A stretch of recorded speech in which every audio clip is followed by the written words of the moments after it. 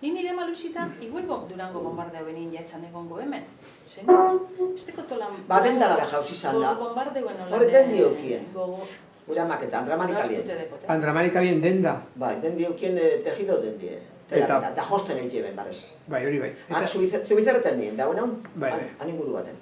Eta bombi jauzan. Bomba jauz izan dendara? Bai. Bizi kalle barri zen, ez? Kalle barri, ez, Andramari zen bizi lehenko, kilo kalle barri Pero kalle barri zen. Eta zer pasatu zan denda, bomba jauzi eta? Eso dutana, bai. Dana desegin, ez da? Da, joak esenak erok eskapagon bizeben, da lapurretan etxurie, dana jakien. Kontatu hori.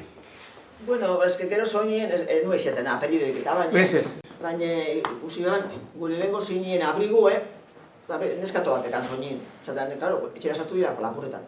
Ze gure bat alusita eta zelan zien, emakume ez dakizer, deteniduko zitzu esatzen. Da orduan, eskapa hoben. Nigan jaioteko eta gero ez da ina, frantziera.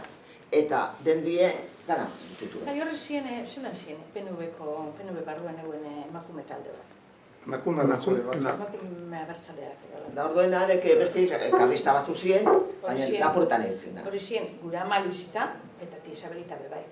Erretratuek eta dauz batzok izen, Jose Antonio Agirre Torre zanien, da bezkai jezer dirutzien. Gure ama ustera ez? Lantzerki jeike ben, badauz erretratuek. Nortu ziren emakume abertzale batzakoek? Isabelita eta Luisita.